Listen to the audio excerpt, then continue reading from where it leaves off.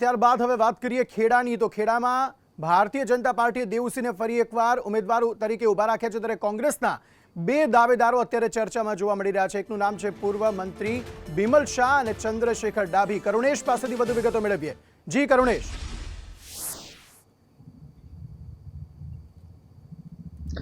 જી અંકિત, તો જે રીતે ગઈકાલે ભાજપ તરફથી ખેડા જિલ્લા માટે ફરી એકવાર દેવુસિંહ ચૌહાણના નામ પર પસંદગી ઉતારવામાં આવી, તેને લઈને કોંગ્રેસમાં હવે હલચલ શરૂ થઈ ગઈ છે કે કોને ટિકિટ આપવી। પરંતુ જે ચર્ચામાં અત્યારે મુખ્ય નામો સંભળાઈ રહ્યા છે તેની વાત કરીએ તો નડિયાદ શહેર કોંગ્રેસ પ્રમુખ જે હાર્દિક ભટ્ટ છે તેમનું નામ સૌથી મોખરે જોવા મળી રહ્યું છે અને બીજું નામ છે કે પૂર્વ કેબિનેટ મંત્રી ગુજરાતના બિમલ શાહ તેમનું નામ જોવા મળી રહ્યું છે। હાર્દિક ભટ્ટ દ્વારા જે કામગીરી કરવામાં આવી, વિપક્ષ તરીકેનો જે રોલ નિભાવવામાં આવ્યો, નડિયાદ શહેર પ્રમુખમાં વિપક્ષ તરીકેની જે જવાબદારી નિભાવવામાં આવી, તેને લઈને હાર્દિક ભટ્ટનું નામ ખૂબ જ મજબૂતાઈથી આગળ આવશે તેવું જાણવા મળી રહ્યું છે।